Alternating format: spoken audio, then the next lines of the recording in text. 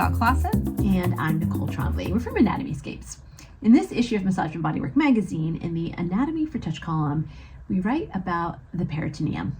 That's right. We're talking about from your core, the inside out. A lot of times we address the core or even think about the body from the surface to the depth, which is the order of which we would address the tissues as we massage them. But when we're thinking about anatomy three-dimensionally and thinking about all of the anatomy, sometimes it's helpful to mix up the perspective. So in this article, we talk about coming from the inside out, looking at the core and the structures that we see. And the first one that we see that we're focusing on today is the peritoneum. Yeah, and the peritoneum creates the slippery gliding surface that lets all of our organs slide over each other. Every time we twist, move, our digestion, our breathing, a lot of movement happens in the gut, and the peritoneum lets it happen.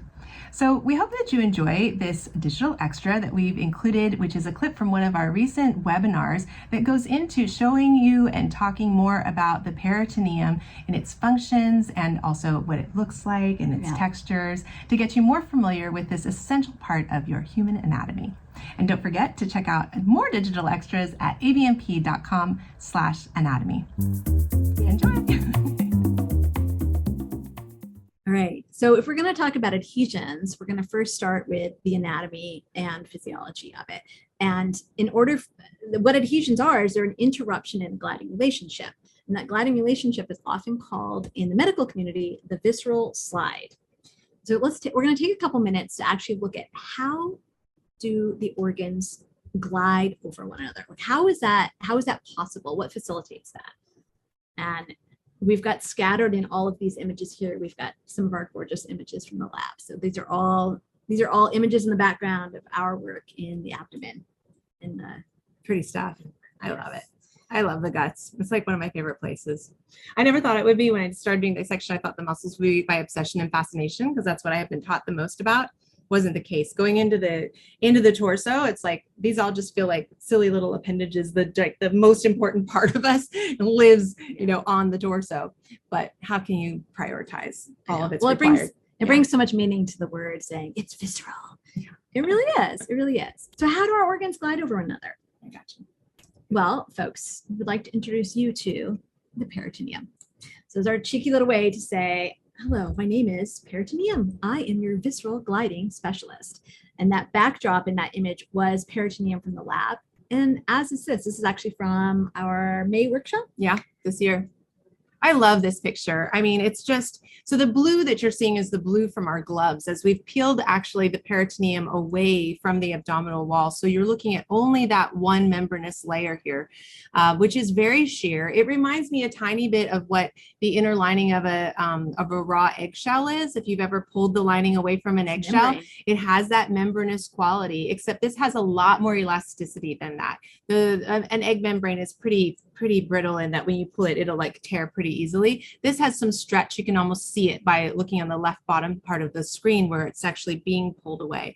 And of course, what you're seeing in that like beautiful vein, like a spinach leaf vein, that's vessels. So there's still some blood remaining in the blood vessels there in that peritoneum lining. And then what you're seeing on the top part of the screen behind it is actually the rest of the abdominal contents. I feel like that's actually intestine that you're seeing that's behind that, whereas the blue is of the gloves. Yeah.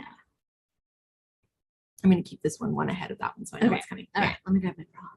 Props time. All right, so the peritoneum it's a membrane. It's a membrane, and it's called a serosal membrane. And serosal membranes are cousins of the mucous membranes, which much of us are more familiar with mucous membranes. But these are the membranes that line our body cavity. So they're closed to the outside surface. So they're lining our gut and our abdominal cavity, our lung cavity, as well as the heart. And the cavity that encases the heart. And they line the entire gut, and they create both a physical and a physiological barrier. So if we imagine like our digestion, we're putting the outside world into the inside of our body. So we want that lining of that cavity to have the cells are just adhered together so tightly. We want that to be bulletproof. Nothing's getting through that's not supposed to. And then it's also creating a physiological boundary that it's sending out immune cells and really participating in policing what's coming in and out. So it's creating a barrier. And then for our purposes, our conversation today, Most relevant today. it creates a lubricating surface it's a frictionless surface that allows for surfaces to glide over each other. And this for us today is super important. So the peritoneum is everywhere. And I brought a little prop. Rochelle's not seeing this demonstration. This is awesome. So it might Keep be a going. total flop. So I had one balloon at home. Let's hope it doesn't pop. But if we can imagine, as we have in the image, that this is the peritoneal cavity. It's often described as a sac. And this is actually a really classic demonstration. If I take my fingers and put my fingers into the peritoneal cavity, so the balloon represents the peritoneum, and what's inside that air represents the cavity itself. So if I insert my fingers into the balloon like this, the question is, are my fingers inside the peritoneal cavity? Fascinating. It's a trick question, obviously. The answer is no. My fingers are inside, have pushed the balloon into the peritoneal cavity. So I'm going to see if I can bring this up close to the. Ooh. And I'm going to give you a bigger screen and stop the share screen. We keep forgetting to do that so that you can actually see this closer. Let me see if I can do this up close. So if I push my fingers together and kind of pinch the balloon and see if you can see through there a little bit, my fingers are touching, right? But my fingers aren't inside the peritoneal cavity. It's peritoneum on peritoneum. So my fingers, which could represent intestines inside the cavity, it's two peritoneal surfaces that are actually touching. So in our gut, as our organs are sliding over each other, it's not the small bowel moving over the some other organ. It's the peritoneum moving over the small bowel. It's peritoneum touching peritoneum over peritoneum. That is the relationship. That is the gliding interface. So to re-emphasize that, visceral gliding is peritoneum sliding freely on peritoneum. So then this is obviously the buildup. When we get an adhesion, it's peritoneum adhering to peritoneum.